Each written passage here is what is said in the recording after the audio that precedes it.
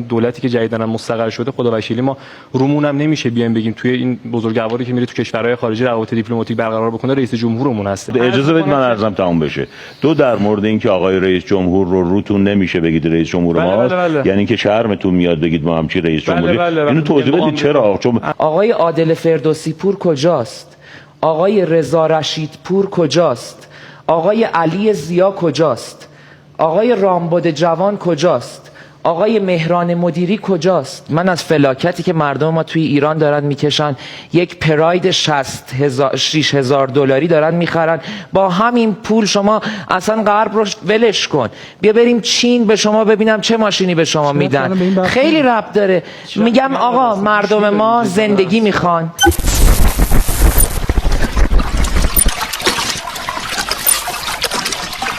درود میفرستم بر شما خانم ها و آقایان گرامی. خوش آمدید به کانال اخبار ایران. بسیار خرسندیم از اینکه وقت گرانبهای خودتون رو میذارید و محتوای کانال رو تماشا میکنید. لطفاً کانال اخبار ایران رو که متعلق به خودتونه سابسکرایب کنید و تا پایان ویدیو با ما همراه باشید. و اما با کسب اجازه از شما شروع کنیم از این سو و دوستان دانشجو هم خودشون رو معرفی کنن، هم دیدگاهشون رو در مورد غرب بفرمایند. در خدمتتون هستیم.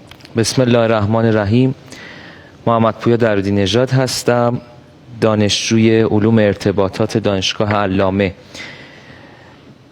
ضمن تبریک پیشاپیش ولادت حضرت محمد صلوات الله و سلام علیه، میخوام به یک واقعه تاریخی اشاره کنم و سوالی رو محضر دوستان عزیز و کسانی که ما امروز به مناظره با هم نشستیم مطرح کنم. خب که اساساً چرا حضرت محمد بعد از 13 سال فعالیت پنهان و آشکار تبلیغی از مکه به یثرب یا همون مدینه مهاجرت کردند. پیامبر گرامی اسلام از فشارها، محدودیتها، آزار و اذیت‌های مشرکان علیه مسلمین به تنگ اومده بودند و محل دیگری رو برای ادامه فعالیت‌های سیاسی، اجتماعی و فرهنگی و تبلیغی خودشون برگزیدن که یثرب یا همون مدینه بود. با استناد به همین واقعه تاریخی میخوام به این نکته مهم که همواره مغفول و مهجور مونده و ما بهش توجه نمی کنیم اشاره کنم که نفس مهاجرت هیچ اشکال مبنایی نداره، چون درون ذهن انسان‌ها اهداف و مقاصد فکری وجود داره، برای بهروزی خودشون تصمیماتی رو اتخاذ میکنن. به همین سبب ما حق نداریم و نباید و نمیتوانیم به هیچ ایرانی مهاجری که در اقصانقاط ایران، در اقصانقاط جهان سکنا گزیده، برچسب و لیبل وطن فروشی، غرب زدگی، مزدوری و منافقی بزنیم. دلایل مهاجرت امروز مشهود و ملموس و محسوسه. در کنار در واقع مشکلات و معضلات داخلی که ما داریم، جذابیت بصری و مبنایی که غرب از بعد از جنگ دوم تونسته ایجاد کنه برای کشورهای دیگه جذب کننده است. به هر حال شما نگاه میکنید امروز تسهیلاتی رو که آقای دکتر زمانی اینجا هستن، تسهیلاتی رو که به دانشجویان ما میدن جذابه براشون. وقتی یک دانشجوی 25 ساله ما که تازه مثلا ارشدش رو گرفته، پسر باید بره سربازی، یک سکته ناقص توی زندگیش 2 سال قرار اتفاق بیفته، ترجیح میده یک اپلای بگیره و بره یک کشور دیگه‌ای درسش و زندگیش رو ادامه بده. در پرنسیپ و نگاه و دیدگاه من ارزش موندن و ساختنه، اما حق رو کاملا به کسی میدم که امروز در برابر مشکلات داخلی این تورم افسار گسیخته‌ای که هستش و هیچ چشماندازی نسبت به آینده نداشتن، حق میدم که مهاجرت کنه و این انتخاب شخصیش بر اساس اون حقی که از وقتتون باقی خداوند به انسانها داده. حق تعیین سرنوشت از بدیهی ترین حقوقی است که در خلقت انسانها منظور شده.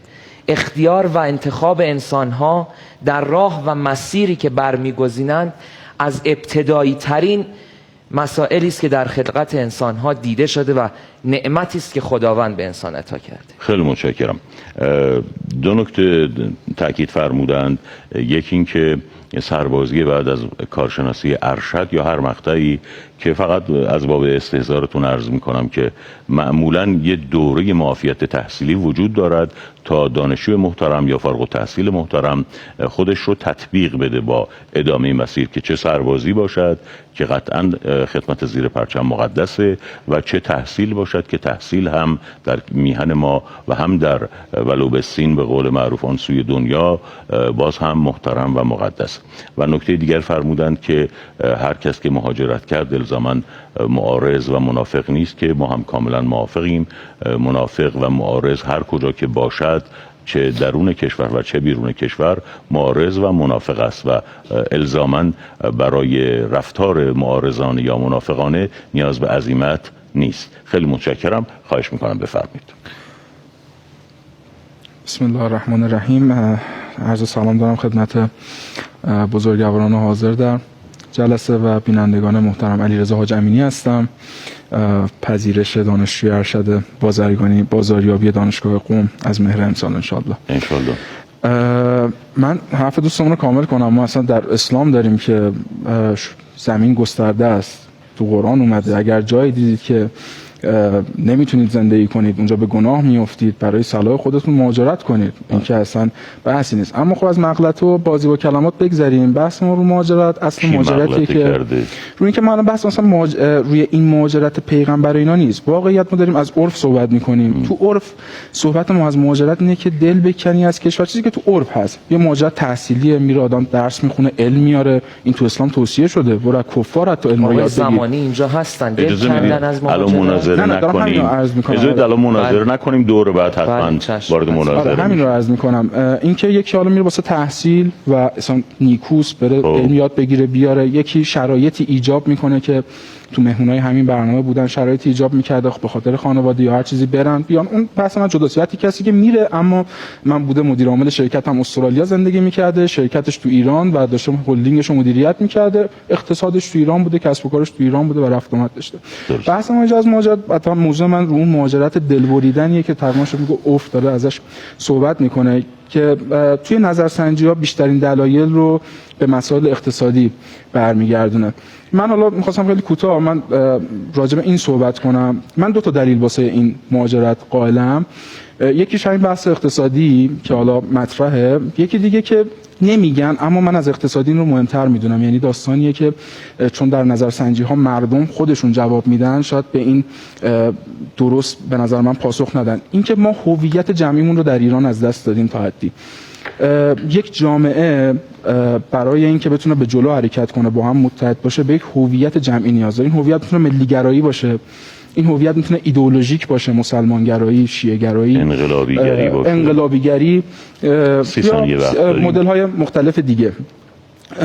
اما ما این هویت رو به صورت جمعی که اکثریت یک هویت رو بپذیرن به نظرم از دست دادیم و همین امر مهاجرت رو هم بیشتر توی اشخاصی می‌بینیم که خودشون رو عضو اون هویت جمعی ایران نمیدونن، یعنی خودش رو خارج از این قضیه میدونه. من اینو کامل کنم تو این 30 ثانیه با دو تا مورد دیگه. یک بخشی که اینجا تموم شد ولی کاملش یه بخشی که اینجا میمونه، یه بحثی چه تو اون اقتصادیه چه تو این هویته. یه داستانی که داره اون تصوری که واسه ما ساخته شده سوشال مدیا. من به خبرگزاری هم کاری ندارم. چه جوریه؟ من توی رسانه شبکه‌های اجتماعی، من توی رسانه یه سری آدم رو دنبال میکنم، نزدیکان خودم، افراد دور و بر خودم، آشنایان خودم در ایران، در جهان، افراد موفق رشته خودم، افراد مثلا معروف فلان. چه تصوری ساخته میشه؟ تمام افرادی که من خارج از ایران دنبال میکنم، افراد موفق تا پیک، نمیدونم قوی قدر، و افرادی که تو ایران دارم مثلا دنبال میکنم مثل آدمای عادی نرمال، بعضیشون پایینتر از سطح فقیر، نمیدونم یکی این ور یکی اون ور، و این تمامش کنم. و این خود به خود این رو ایجاد میکنه که چقدر مثلا غرب میتونه واسه من نایس باشه و ایران چقدر عادیه، در صورتی که تو فرد معمولی که تو اونجا داره زندگی میکنه، فردی که مهاجرت کرده، شکست خورده داره اونجاست و اینها رو دنبال نمیکنی توی حالا فضای مجازی. متشکرم. نکته که اشاره می‌فرمایند این است که قبل از اینکه ما دچار عارضه غرب زدگی بشیم، دچار آرزوی خودباختگی میشیم و هویت به تعبیر ایشون جمعی یا به تعبیر هویت ملیمون مخدوش میشه و بعد دچار تغییر و مهاجرت حتی قبل از جغرافیایی مهاجرت فرهنگی میشیم. و نکته دیگری که اشاره فرمودن که ما ویترین غرب رو میبینیم اما به ایران خودمون هیچ وقت در یک ویترین زیبا نگاه نمی کنیم. این تفاوت نگاه هست. خواهش میکنم شما بفرمایید. ببخشید، نه عذرخواهی میکنم، من خطا کردم، نوبت ایشون هست. ببخشید منو، خیلی عذرخواهی میکنم. بفرمایید. بسم الله الرحمن الرحیم. من محمد معین جوادی هستم. از سلام ادب دارم. محمد معین. بله. آقای جوادی. زنده باشید. از سلام ادب دارم خدمت همه شما عزیزان. درود بر شما. و تشکر میکنم از عوامل برنامه‌تون. ببینید من دو تا نکته رو مقدمتا عرض کنم قبل از اینکه بخوایم وارد بحث اصلی بشیم. فقط چی خوندی و مهندسی مکانیک دانشگاه صنعتی اصفهان تحصیل کردم. بسیار عالی. زنده باشید. مستقیم من دو تا نکته رو مقدمتا عرض کنم. یکی اینکه مهاجرت به خودی خود اساسا ارزش مثبت یا منفی تلقی نمیشه، بلکه یک امر از نظر من شخصی که هر فردی به اقتضای شرایط و در واقع شرایط زمانی و مکانی و خانوادگی خودش میتونه این انتخاب رو داشته باشه نداشته باشه. یعنی ممکنه یه نفر مهاجرت کنه خوب باشه، ممکنه یه نفر مهاجرت نکنه خوب و منطقی باشه. یعنی کی مهاجرت کنه، کی مهاجرت کنه، به کجا مهاجرت کنه، برای چی مهاجرت کنه، چگونه مهاجرت کنه، برنامه داشته باشه در این کلام. نکته دوم که می‌خواستم مقدمتا عرض کنم این هستش که اصلا قبول دارم مهاجرت یک فرآیند قامس، پیچیده و طولانی مدته، اما قبولم دارم که الان مخصوصا مهاجرت تحصیلی خیلی سخت شده، در جریان کار بچه‌ها هستم، ولی به خودی خود یک موفقیت هنگفتی الان دیگه محسوب نمیشه. شما موفقیت وقتیه که شما بتونید در بعد از مهاجرت در واقع زندگی رو داشته باشی که احیانا اینجا نمیتونید داشته باشه. حالا وارد بحث اصلی بشم. ببینید دلایل مهاجرت دیگه الان ما با هر کس صحبت می‌کنیم، چه بچه‌ای که رفتن چه بچه‌ای که در پروسه مهاجرتن، بیت الغزل دلیل اصلیشون برای مهاجرت داشتن یه زندگی نرمال، استیبل و عادیه که اولیه های زندگی مثل مسکن، اتومبیل و اینها رو بتونه در واقع تامین کنه. ما تو کشوری زندگی می‌کنیم که 6-7 سال تورم 40% داره، جزو 10 کشوریه که تورم 2 رقمی در دنیا داره و تو یک کلمه میتونم بگم علت این تورمه. حالا سوالی که یه ذره در واقع عمیق‌تر بخوایم باشیم به موضوع، سوالی که هست این که آیا همه فقرا در همه جای دنیا به دلیل مشکلات اقتصادی میخوان مهاجرت کنن؟ یه عکسی رو اتفاقا نشون دادید از هوملس‌های آمریکا. منظورت از فعالیت مهاجرت یعنی آیا همه فقرای دنیا به خاطر فقر اقتصادی ناگزیرن مهاجرت کنن؟ بله سوالم. خب یه تحقیقی رو آقای دکتر حسین سیفزاده از اساتید علوم سیاسی دانشگاه‌های خارج از کشور خود آمریکا انجام داده بودن. تو آمریکا تو خود نیویورک یه منطقه‌ای هست که اتفاقا پشت سازمان ملل هم از گویا از فقیرنشین ترین محله‌های آمریکا. تو آمریکا 2 میلیون حدوداً بی خانمان و کارتون خواب و اینا وجود داره. آقای سیفزاده رفته از یکی از اینها به اصطلاح مصاحبه حضوری به اصطلاح گرفته. فرد گفته که من حاضرم تا آخر عمرم توی این آشغالا دنبال غذا بگردم اما در این حال هنوز یک آمریکایی باشم. ببینید جامعه‌ای که رو به رشد اون جامعه‌ای نیست اصلا که فقیر نداره. جامعه رو به رشد اونه که اون جامعه‌ای که حتی فقرا هم دلشون میخواد عضو این جامعه باشن، احساس تعلق خاطر کنن. حرف دوستون حرف کاملا درستیه. حرف ایشون. بله. که هویت ملیمون هویت جمعی، تعلق خاطر. ما متاسفانه فارغ التحصیلای دانشگاهیمون بهترین بچه‌های کشور احساس تعلق خاطر نمیکنن. فقط هم اقتصادی نیست.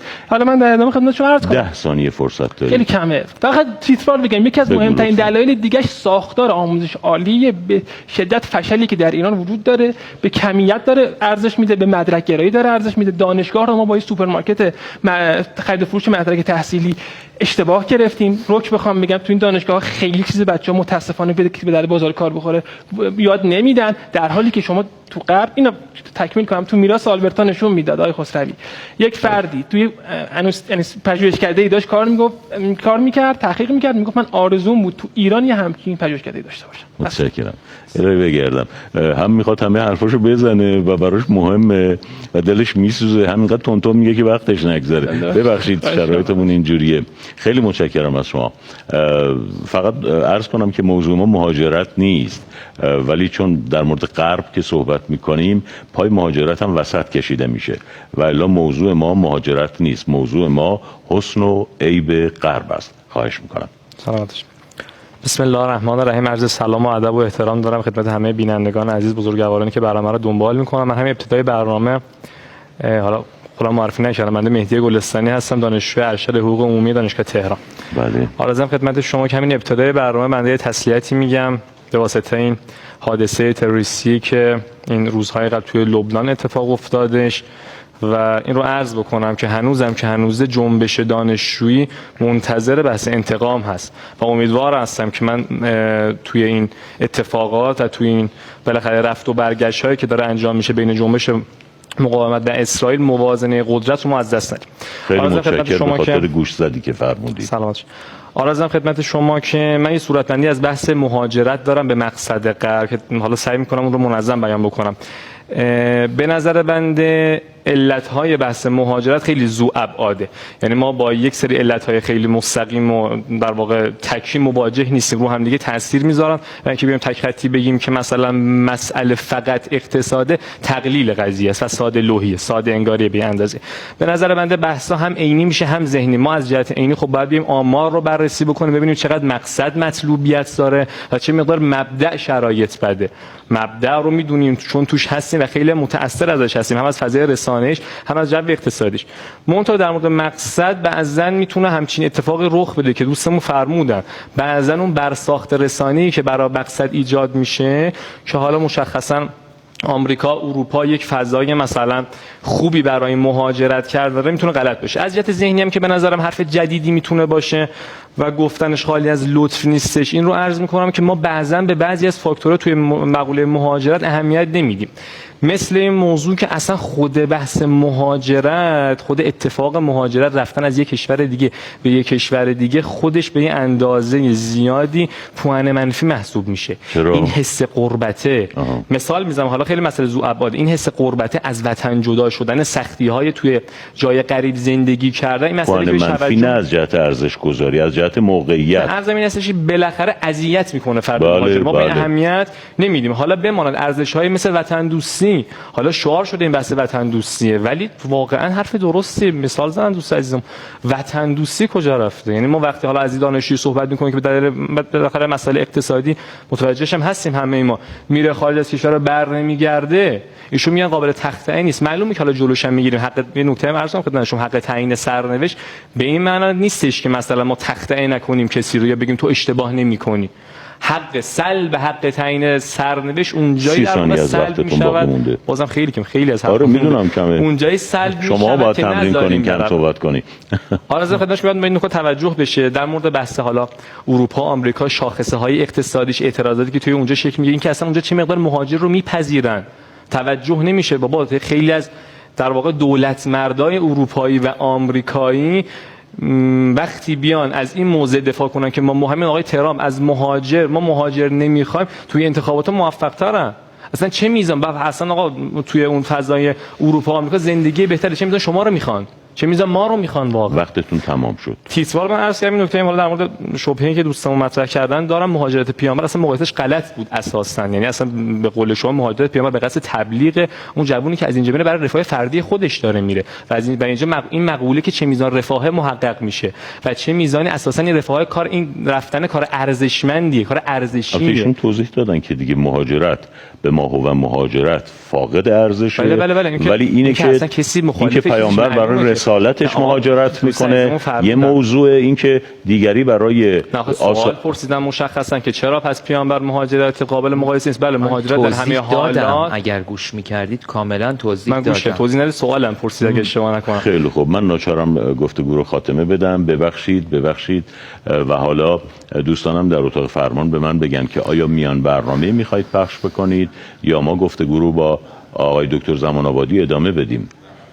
خیلی خوب، گفتگو با آقای دکتر رو ادامه بدیم. من یه خورده آقای دکتر رو معرفی کنم. آقای دکتر میثم زمان آبادی مقیم آمریکا هستند. 9 سال آقای دکتر؟ حدوداً 9 سال. حدوداً 9 ساله. بعد در دانشگاه پیپل کالیفرنیا تدریس میکنن، استاد هستند، دانش آموخته روانشناسی رسانه هستند که این رشته روانشناسی رسانه رشته نوپدیدیه و در خود امریکا هم فقط 2 دانشگاه این رو تدریس میکنن. ایشون فعال رسانه‌ای هستند. قبل از اینکه به جستجوی دانش به امریکا عزیمت بکنن، در روزنامه همشهری به کار مطبوعاتی مشغول بودند. الان در مرخصی تحصیلی هستند. در رسانه ملی و صدا و سیما هم دستی داشتند. برنامه خوبی از خودتونه به تهیه کنندگی سرکار خانم فراهانی و اجرای آقای دکتر زمان آبادی در شبکه 2 پخش میشد و به استحضارتون برسونم که در برنامه خط قرمز آره که برنامه ورزشی بود همراه با آقای پیمان یوسفی به اجرای برنامه میپرداختند و لذا ما در مورد کسی صحبت میکنیم که ایران رو دریافته و زندگی کرده، امریکا رو دریافته و زندگی کرده و هدفگیریش برای عزیمت هم همانا تحصیل بوده. ما بقی با شما.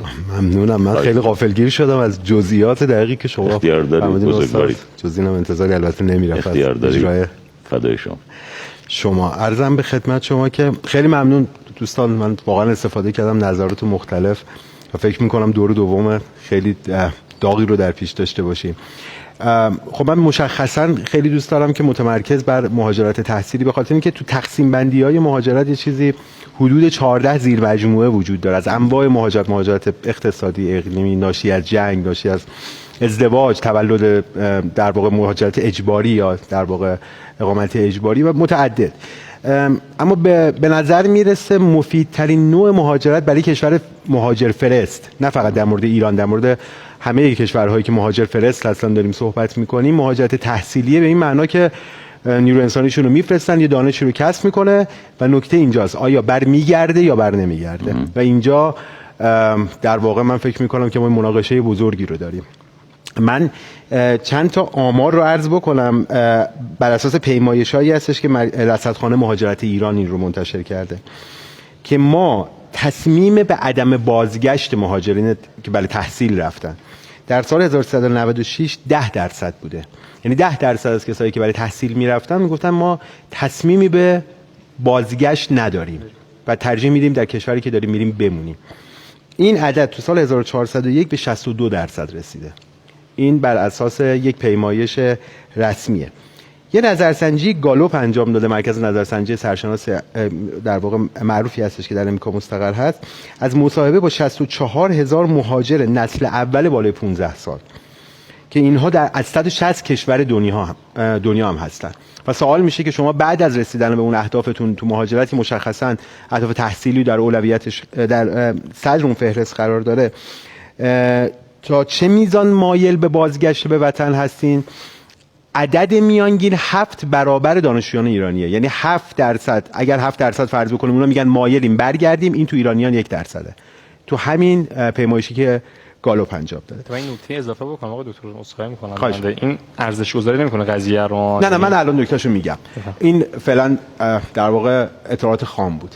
ببینیم وقتی ما در مورد مهاجرت، در مورد پدیده در واقع مهاجرت تحصیلی، در مورد غرب، مشخصا در مورد ایالات متحده صحبت میکنیم، یک اشتباه رایج اینه که همه این فرایند رو یک در واقع تو یک قالب و تو یک در واقع فرایند تحلیلش بکنیم. ببین غرب، آمریکا مشخصا 2 تا صورت داره. یه صورت تاریخی داره که ما خاطره ازش داریم، یه صورت مداخله گری که مثلا میاد تو کشور ما یه دولت مردمی رو با کودتا سرنگون میکنه، یا تصویری که الان داره از غرب ساخته میشه. بیاد و جهانخواری رو شروع کنه با خودش هم این رفتار رو داشته، یعنی با سرخ پوستا، با سیاه پوستا، بعد میاد وارد سایر ملل و سایر کشورها میشه و این میلیتاریسم غربی و جهانگشایی و جهانخواریشون جای خودش.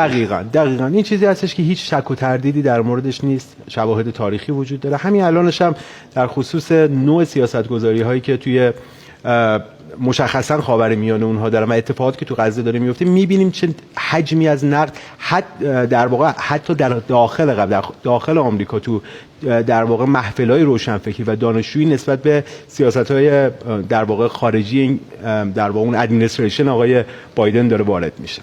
من فقط به عنوان یه شاهد مثال عرض بکنم که در قصه پیجرهای لبنان، اگرچه امروز لبنانی‌ها اعلام کردن که آیسی ها آلوده به مواد منفجره بوده و قابل تشخیص هم به شکل عادی نبوده، اما باید یه در واقع موج صوتی خیلی قوی ارسال می‌شده تا اینها منفجر بشه و این زن هم از سوی اعلام شد وجود دارد که یک هواپیمای جاسوسی همزمان با این اتفاق، هواپیمای جاسوسی امریکایی برای جنگ‌های الکترونیک در مرز لبنان حرکت می‌کرده.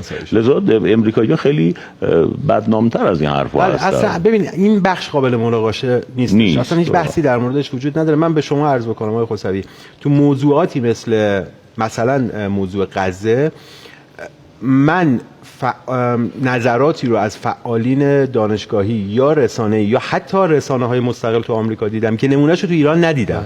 یعنی حجم نقدی که نسبت به این، مشخصا اگه تو اون در واقع طیف سیاسی آمریکا نگاه بکنیم، از اکستریم رایت یعنی افراطی راست تا افراطی چپ، مشخصا از نیمه به سمت چپ، جریان‌های پروگرسیو، جریان‌های چپ، جریان‌های چپ علیه چپ، اینها به شدت انتقاد دارن میکنن نسبت به سیاست‌هایی که نتیجهش این کشتار بزرگ شده. بنابراین اینو اصلا هیچ بحثی در موردش نداریم. اما همین آمریکا یک وجوهی هم داره که ما باید ازش الگو بگیریم، باید ازش درس بگیریم. اشکالی نداره. به عنوان مثال بودجه پژوهشی که تو این کشور وجود داره، سیاست‌های جذب نخبگانی که تو این کشور وجود داره، سیاست‌های اقناع کننده برای فارغ التحصیلان خارج از کشوری که در این کشور وجود داره، اینم یه صورت دیگه است. یعنی من میگم اون صورت قابل نقده، اون صورت در خصوصش مشخصا جریان‌های دانشجویی، جریان‌های روشنفکری، تحصیل کردگان باید موضع نشون بدن، باید حضور داشته باشن. اما در این سمت ماجرا ما نمیتونیم کل یک در واقع حاکمیتی که به هر حال تو اقتصاد، تو فرایند توسعه یه الگوی جهانیه، قدرتمنده، نمیتونیم این رو کتمان بکنیم که اقتصاد جهانی رو میتونه تو دست خودش حرکت بده، اینو نادیده بگیریم و توجه نکنیم که چه فرایندی طی شده تا به این نقطه رسیدیم. یه سوال داشتم. به نظر شما یعنی این سایده از اون سایده کاملا جدا، یعنی آمریکا بدون اون سلطه نظامی، بدون اون زورگویی ها، بدون اون استعمارگری، بدون اون خونریزی ها تونسته به همچین چیزی برسه؟ آمریکا چجوری دلار رو کرد ارز مرجع جهان؟ با زور. به جایی برسونه که دیگه خودش پول چاپ کنه، ارزش پول ملت‌های دیگه بیاد پایین. آمریکا چجوری نفت رو با قیمت پایین بگیره؟ آمریکا چجوری سلاح بفروشه تو وسط جنگ؟ آمریکا اصلا سرمایه آمریکا از استعمار به وجود اومده. نیروی متخصص آمریکا از کجا اومده؟ از ساخت یک کشور رویایی که از کشورهای دیگه بتونه نیرو برداره ببره واسه خودش امکانات بده و نیروی متخصص جمع کنه. یعنی شما آقای دکتر زمان آبادی همین میگیم الگوه این قضیه، میخوام بگم این الگوه اینجوری نیست بگیم مثلا داریم با راجع به کشور سوئیس، یک کشوری که خودش پیشرفت کرده صحبت کنیم.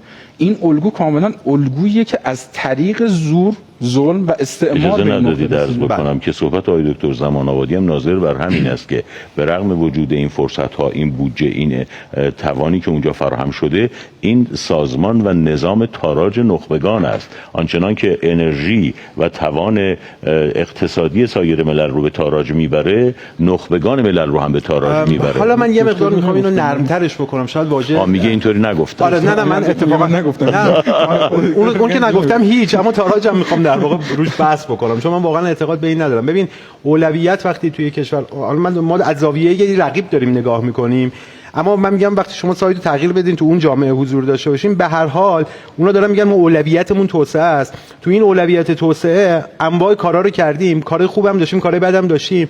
یه جایی هم ما عذرخواهی کردیم بابت دخالت نظامی کودتا تو ایران، یه جایی هم کودتا کردیم قبول داریم، یه جایی هم قبول نداریم، یه جایی هم ترور کردیم. ببین من دارم میگم یک صدا نیست آمریکا. این در واقع جریان‌های سیاسی همشون اتفاق بر این ندارن که ما باید بریم تاراج کنیم، بزنیم، بگیریم، همه چی مال ماست. نه، این یه مقدار اجازه بدید من گوش کردم. یه توهم توطئه‌ای شکل گرفته تو ذهنمون و این نتیجهش این هستش که ما یک کل واحد می‌بینیم و مدام حمله می‌کنیم و فکر نمی‌کنیم این که به هر حال تو موضوعات مختلف جایگاه‌هایی که کشورهای مختلف دارن نشون دهنده موفقیت یا عدم موفقیت سیاست‌گذاری. من اجازه دارم یه سوال بپرسم. آقای دکتر زمان آبادی، آیا این که جناب عالی به عنوان یک تحصیل کرده ایرانی فرصت پیدا کردید در امریکا تحصیلتون رو ادامه بدید و بالاخره اون رو با ارائه یک دفاع خوب و یک پایان نامه خوب خاتمه بدید، این بالقوه امتیاز است برای شما یا امتیاز است برای امریکا؟ بسیار سوال هوشمندانه‌ایه خواهش می‌کنم. و بله دقیقاً این توصیف درستیه. شما ببینید مجموعاً این چیزی که من عرض میکنم چیزی نیستش که رو کاغذ نوشته شده باشه و قطعی باشه. این حاصل یک تجربه زیسته است، یک تجربه شخصیه. بله. تو فرایند جذبی که اینها دارن یه مرحله‌ای وجود داره که یک نفری اعلام میکنه من مثلا میخوام تو این مقطع تو پی اچ دی میخوام دکترا بگیرم یا فوق دکترا بگیرم، درس بخونم. تو مجموعه مدارکی که داره ارائه میده معمولا این سوال وجود داره که پیشنهاد شما برای در واقع اون دیزرتیشن تاپیک چی هستش، موضوع رساله‌ای که میخوای بدی چی هستش. علت این که این سوال پرسیده میشه به ظاهر این هستش که اونا یه ارزیابی بکنن از اون قوه تخیل علمی شما، تحلیل شما، اون هدف گذاری شما. اما واقعیت ماجرا این هستش که گمان من این هست هر در واقع ایده‌ای که مطرح میشه تو اون مقطع این فرصت رو برای اون دانشگاه ایجاد میکنه که در واقع بازاریابی بکنه بر اساس اون سرمایه گذاری که میخواد روی این دانشجو انجام بده. به عنوان نمونه مثلا تو حوزه رسانه شما ممکنه مثلا ایده اینو داشته باشی که من مثلا میخوام برای پایان نامه دکترام روی تاثیر مثلا فیک نیوز و میس اینفورمیشن و دیس اینفورمیشن کار بکنم تو شبکه‌های اجتماعی، مثلا روی یک رویدادی مثل انتخابات که این خیلی نزدیک به در واقع اون تاپیکی بود که من خودم باش درگیر بودم. و طبیعتا دانشگاه تو اون فرآیند که از شما دریافت میکنه تا ارسال اپرووال شما این فرصت رو داره که بره این موضوع رو روش بازاریابی بکنه، تحقیق بکنه، ببینه چقدر به درد نظام پژوهشی این سرزمین میخوره یا نه.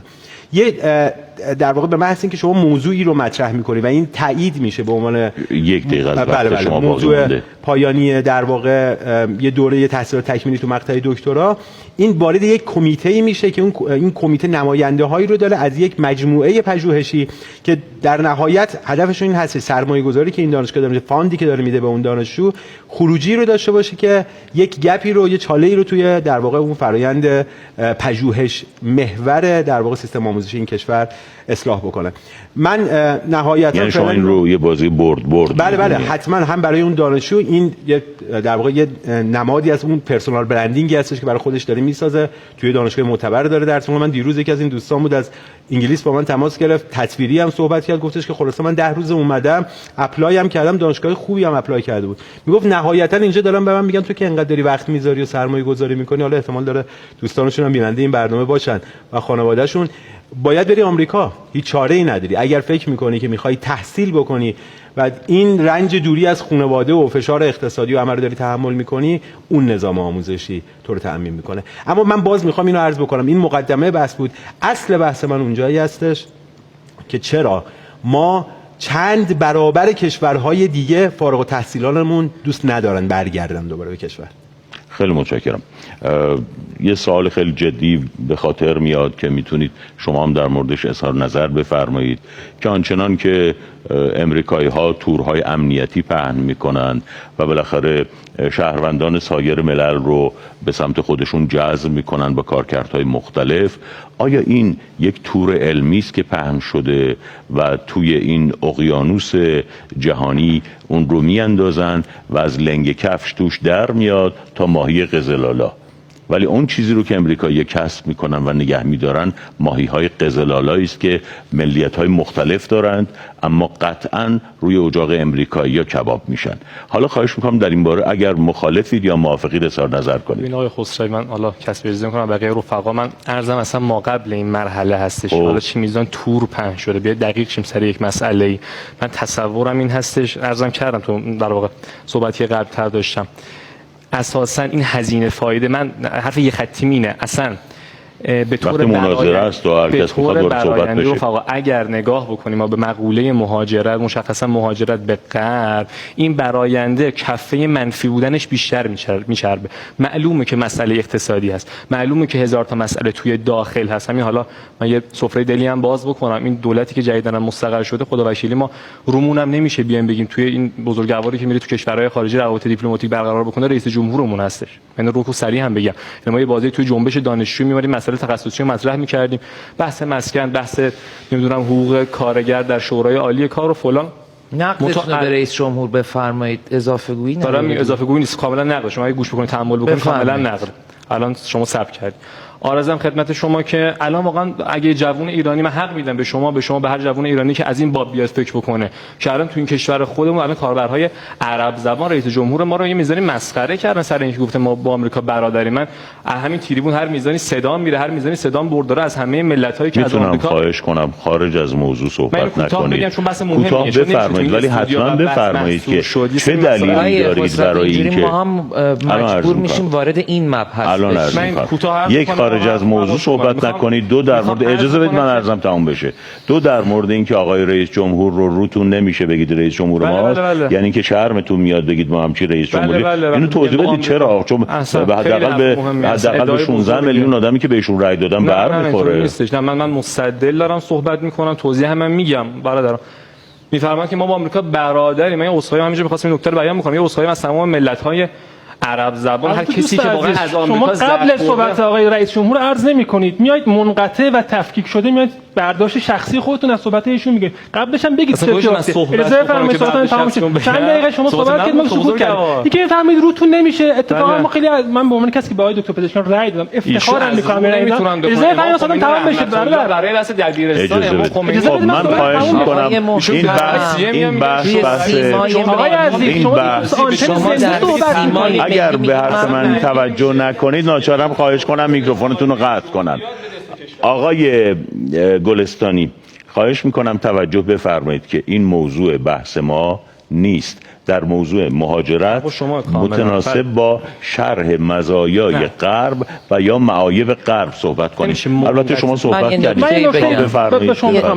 یه نکته من اصلا ورود نمی کنم به در موضوع صحبت بفرمایید. در موضوع صحبت می کنم، اما جناب آقای دکتر پزشکیان به هر حال منتخب 16 میلیون نفر کاملا هم احترام میذاریم، هموطن ایرانی ماست و ما ملزم هستیم به تبعیت از گفتمان دولت 14 و رعایت احترام در ایراد نظر ملزم هستیم به تبعیت از گفتمان دولت 14. شما گفتمان دولت رئیس و بقیه بزرگواران تابعیت داشتیم. من این نکته رو عرض کردم. دولت ها نیست. من خواهش میکنم از دوستانم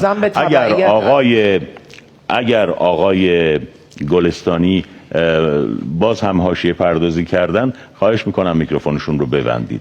ما حتی نه به خاطر 16 میلیون رأی که خیلی محترم است، به خاطر آنچه که رهبری فرمودند که موفقیت دولت 14 باید موجب خوشنودی همه ما بشود، ما باید که این دولت رو حمایت بکنیم. از بحث دولت خارج بشیم. بحث ما مهاجرت هست و البته مهاجرت نیست، غرب هست و ناگزیر از مهاجرت حرف میزنیم. آقای خسروی عزیز، افتخار و فخر هر ملتی که عزت میده به اون اهالی اون مملکت در واقع افراد سرشناسش هستن که افتخار آفرینن.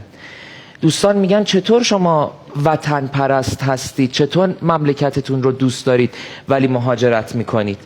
من میخوام بگم این دلزدگی و نگاه طرد کننده جوانهای ما رو سرد میکنه نسبت به علقه‌ای که به مملکت باید داشته باشن. در همین سیمای ملی من از دوستان اینجا میپرسم آقای عادل فردوسی پور کجاست؟ آقای رضا رشید پور کجاست؟ آقای علی زیا کجاست؟ آقای رامبد جوان کجاست؟ آقای مهران مدیری کجاست؟ جوون به اینها نگاه میکنه میگه سرنوشت کار حرفه‌ای اینها سرنوشت کار حرفه‌ای اینها بعد از این صحبت بشید. یک لحظه من این نکته رو تموم کنم.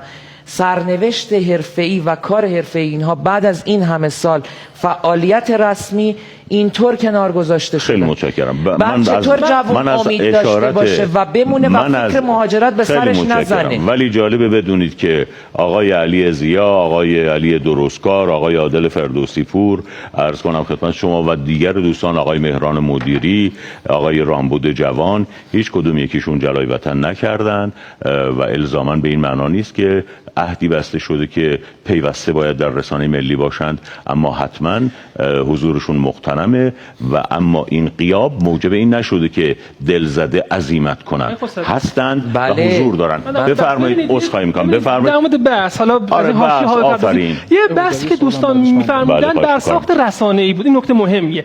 دوستان معتقدن، چیزی که من برداشت کردم، معتقدن که یک تصویری، آقا براشون بگم بعد مخالفت کن، یک تصویری از غرب در احتمالاً فضای مجازی و رسانه‌ای و اینها ایجاد شده، جوانای ما احتمالاً فریب می‌خورن. دو چند تا نکته وجود داره.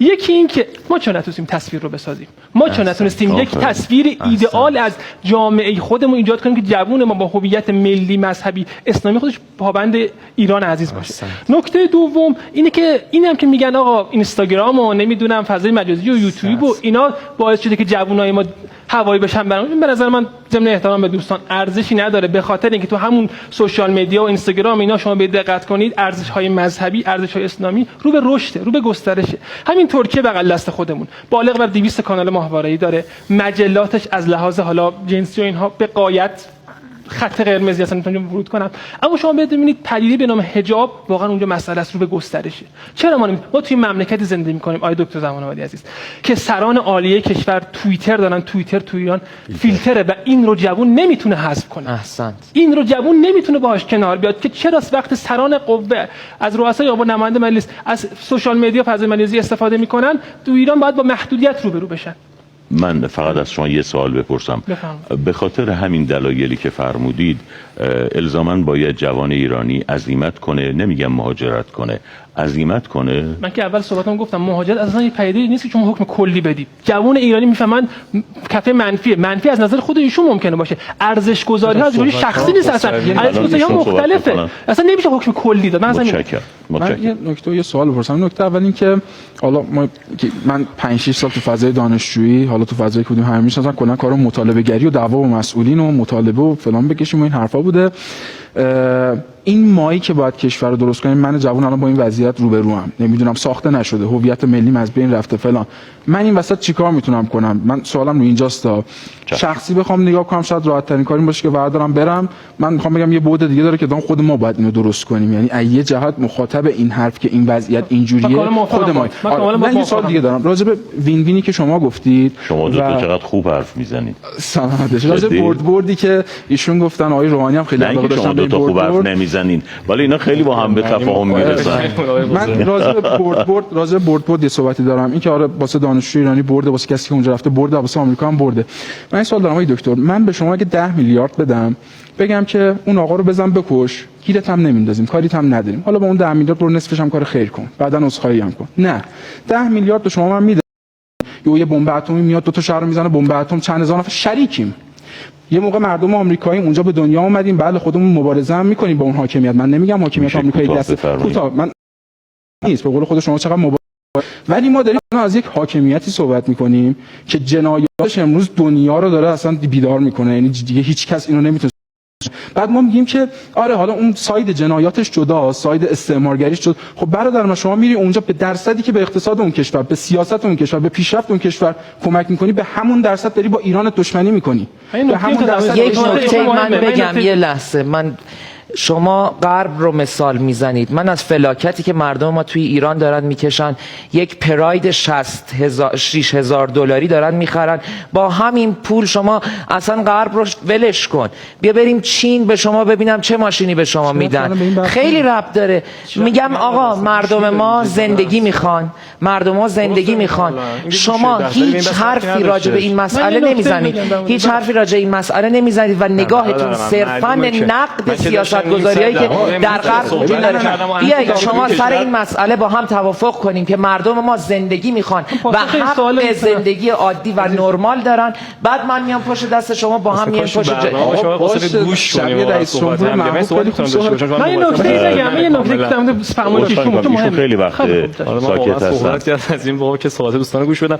ببینید چند دقیقه بیشتر وقت نداریم. در حلقه دومم یه دوست گرامی میخوان صحبت کنن، کوتاه بفرمایید خواهش میکنم. میخواید صحبت کنن؟ نه شما بفرمایید. میشه کام یعنی نه نوبت ایشونه بفرمایید. ببین بیاید توی بحث باشیم یه مقداری و منظم بحث کنیم. به اندازه 1 رو 20 دقیقه که وقت داریم به نتیجه اقلا برسیم. بارها این بحث گفته شد، بعضی کسی دفاع نکردش که برادر من وضع معلومه کاملا. ما هم آقا فرمودن که ما اهل جنبش دانشجویی اگر باشیم بارها صدامون رو رسوندیم به کسانی که باید میرسونیم، در حد به ذات خودمون. اصلا بس این نیستش. داره از این نظام ارزشی صحبت میکنه ایشون. من نظام ارزشی رو بیان کردم که آیا واقعا این حس وطن پرستی اقتضا وطن پرستیان خیلی حس میکنم کلیشه شده و بهش عادت کردیم. اقتضا میکنه که ما بریم یه بازی یه کشوری دیگه و دیگه برنگردیم و به کشورمون به یه اندازه پشت بکنیم. معلومه که از جهت مادی حق داره. وضع بده، بله کاملا وضع داره که در راستای وضع بده که داشته مفصل صحبت می‌کنید وارد بحث نشم. من باید بحثم ربطی نداره به موضوع برنامه. من تاکید می‌کنم اول برنامه آقای خسروی هم گفتن کسی که میره به وطنش پشت نمی‌کنه. شما بارها اینو توی صحبتاتون بیان می‌کنید. بار معنیش تو ذهن خودت، توی عالم ذهن خود گسترش میدیم. میگید اول صحبتام فرمودی منافق نمیشه بهش گفت، فلان نمیشه گفت. بله اینا که نمیگیم ما اصلا. همین خانم الان ذهنم اومده، همین خانم کیمیا علیزاده توی المپیک خب کسی بودش که واقعا بهش بها داده شد به نظر من و رفتن ایشون. ولی با این وجود باز دوباره خیلی از افراد از داخل گفتن که یعنی دلشون سوخت برای ایشون. حتی ایرانی‌هایی که اونجا بودن مهربان با ایشون برخورد کردن. کی گفت منافق؟ کی گفت نمیدونم پشت به وطن کرده؟ همین الان گفتید پشت به وطن کرده. اصلا حرفی که من نزدم. یک دو اصلا اصلاح می‌کنم. ویدیو هستش، بینندگان عزیز ببینن ویدیو رو. هم صحبت می‌کنیم، واقعا جدال نکن دیگه. باشه اصلا من حرفو زدم. الان میارم لول بحثا رو پایین‌تر. حرف یک خطی من کار ارزشی نیست. بله معلومه که منافق نیست. خیلی متشکرم. خیلی متشکرم. شما بفرمایید. سوال مهمیه به نظر من. ایشون میفهمند که آیا رفتن به غرب مشخصا ایالات متحده آمریکا به نفع سیاست‌های خصمانه اونجاست؟ چند تا نکته وجود داره. یکی این که در غرب خیلی از ارزش‌ها مثل آزادی اتفاقا دیگه دست دولت نیست، بلکه جامعه است. تو همین مثال آمریکا شما شاهد بودید در مورد جنایاتی که اسرائیل تو غزه داره انجام میده، هزاران دانشجو اتفاقا جامعهشون اونجا فعاله. در مقابله با سیاست‌های خصمانه دولت خودشون مقابله هم شد. نمیگم مقابله نشد که، ولی همچنان آقا اجازه بده شما سوالات پرسیدی دیگه. شما سوالات اصلا بحث من چیز دیگه ایه. من با رفتار دولت آمریکا اینجا کاری ندارم. من صرفا دارم میگم بعضی مفاهیم اونجا نهادینه شده توسط جامعه و شما رفتن به اونجا الزاما کمک به دولت اونجا محسوب نمیشه. شما میگید حساب دولت و ملت آمریکا از هم جدا نیست. نه ایشون میگه ملتی در میان ملت امریکا هستن که حسابشون از دولت امریکا جداست و به خاطر احمد رحمت این درسته که میگم رشد اون مملکت فعلا مسیرش در راستای اون سیاست خصمانه است. یعنی اون عده‌ای هم که مخالف سیاست‌های کلیان، هر کشوری همینه، یه عده مردم موافق سیاست‌های حاکمیتن، یه عده مخالفن. این طبیعیه، هیچ جایی همه یه پارچه نیست. مگه تو ایران یه پارچه ما؟ من بحثم رو اینه. تو همون داستان فلسطینی که شما مثال میزنید مگه دستور ندادن دانشجویان مهاجری که بخوان ادامه بدن به ضدیت با نمیدونم آمریکا تو بحث اسرائیل فلسطین دولت آمریکا مورد نقد من اجتماعی حاکمیتی شما رشدی که داری به اون سیستم میدی، داری رشد به حاکمیت میدی. خیلی از شرکت‌های اونجا خصوصی از مجلس دولت هم من دارم اینو میگم. شما رشد کلی که خود همین تو ایران یه شرکت خصوصی رشد کنه، حاکمیت رشد میکنه، اقتصاد رشد میکنه. بحث من رشد خواهی میکنم ببخشید وقتمون محدود است. آقای دکتر شما نکته می‌خواستین؟ من فقط یه نکته رو عرض بکنم. چشم الان نظرسنجی رو باید اعلام میکنم. بله ما این بحث‌ها رو با هم دیگه داریم.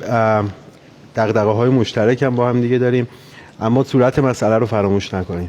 ما نخبگانی داریم که سختی رو میپذیرن، از خانواده دور میشن، از کشور دور میشن، تعلقاتشون هم دارن، به کشورم پشت نمیکنن، در صف دشمن هم قرار نمیگیرن، اما حاضر نیستن برگردن و این عدد معناداریه. این یک ریشه هایی داره، یه دلایلی داره. اجازه بدید به اون بپردازیم. یه مقدار از این در واقع مدل بحث کردن کلیک خور شبکه‌های اجتماعی خارج بشیم، بریم راجع به خود موضوع و راه‌های حل این مشکل با هم. خیلی متشکرم. من نظرسنجی رو اعلام کنم. چی شده؟ تایمینگم بگید. چشم وقتم به من بگید چقدر وقت داریم دوستان مایلم بدونن. بینندگان عزیز، حضار محترم، پرسیدیم که به نظر شما شرایط افرادی که به کشورهای غربی مهاجرت می‌کنند چگونه است؟ یک، اغلب جایگاه پایینتری نسبت به کشورمان دارند. دو، به خواسته هایشان دست پیدا می کنند. 80 1% از مخاطبین گرامی گزینه 1 رو انتخاب کردند، یعنی اغلب جایگاه پایینتری نسبت به کشورمان دارند، و 19% گزینه 2، یعنی به خواسته هایشان دست پیدا می کند. برای ما این جالب توجهه که این اولین نظرسنجی ماست که عدد مخالفان محترم اگرچه بالاست، اما عدد موافقان هم از 1 رقمی به 2 رقمی تغییر وضعیت داده و این نکته است که میتونه محل تحلیل باشه. چقدر وقت داریم دوستان؟ 15 دقیقه وقت داریم. آقای محترم میخواستن صحبت کنم، بفرمایید، خواهش میکنم کوتاه لطف کنید. عرض سلام و ادب دارم خدمت حضار گرامی و تمام بینندگان عزیز. متین رضازاده هستم، فارغ التحصیل علوم تربیتی دانشگاه قم. من فقط یک نکته کوتاه در مورد دوستان در مورد فضای مجازی گفتن عرض کنم خدمتتون.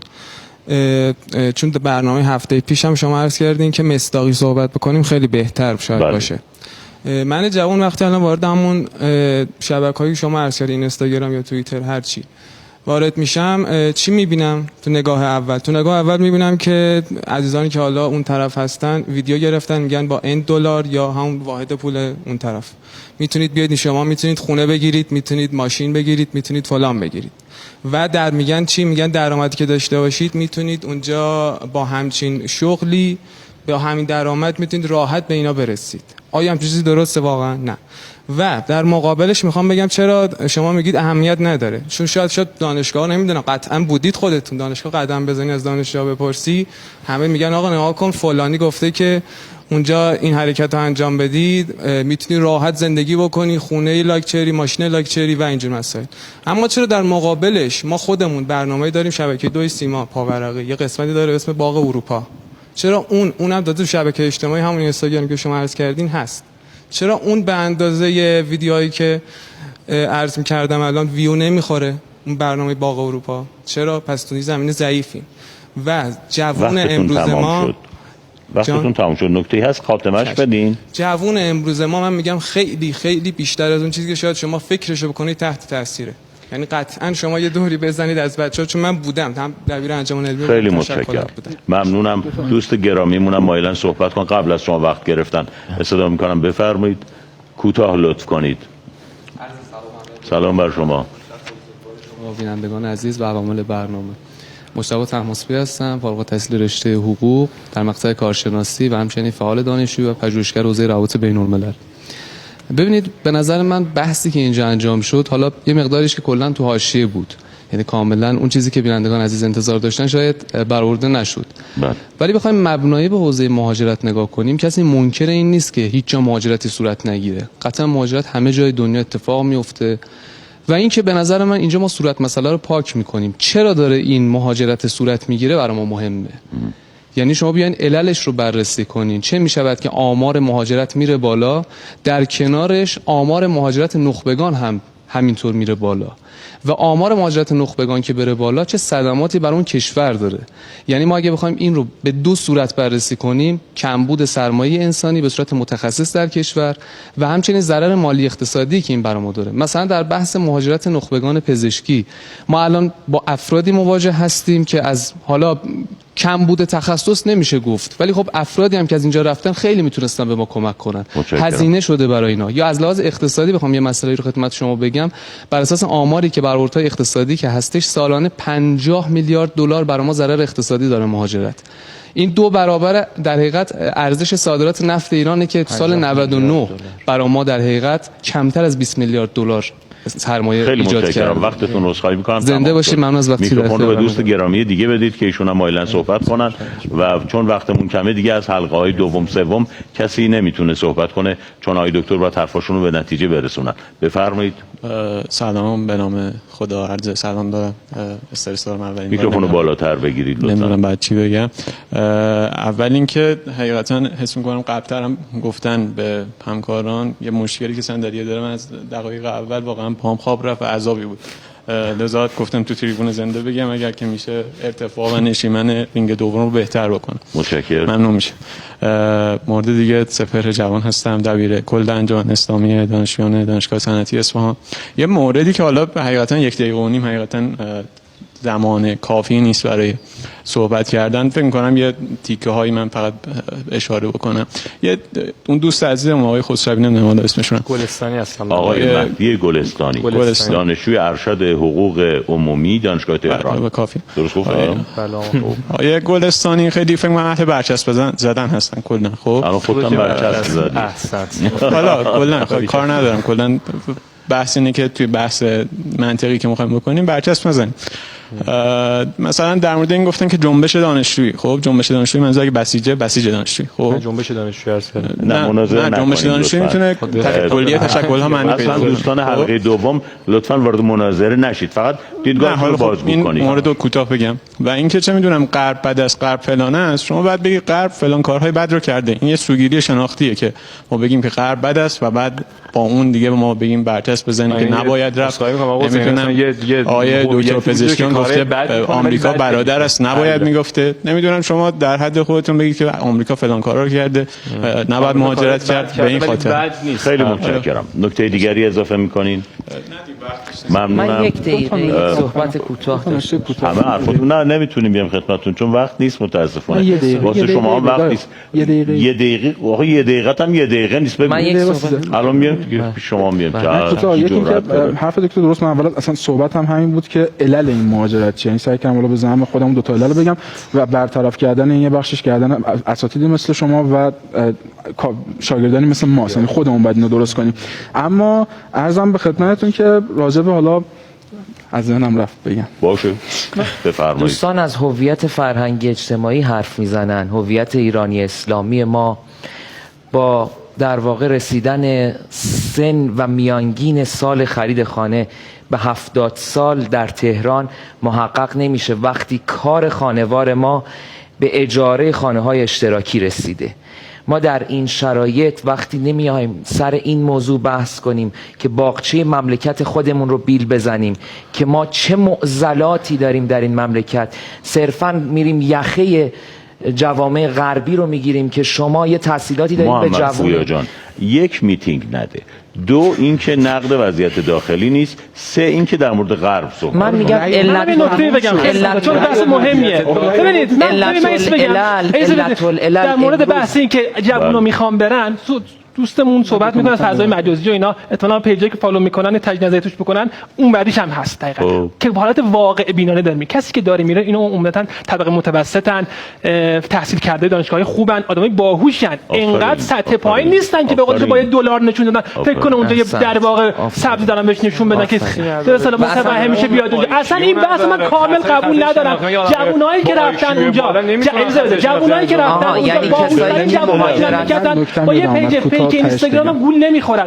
اونجا همه تمام کسایی که رفتن همه رو میدونن که چه سختیایی اونجا سختی اقتصادی هست. شما لیبل زدید.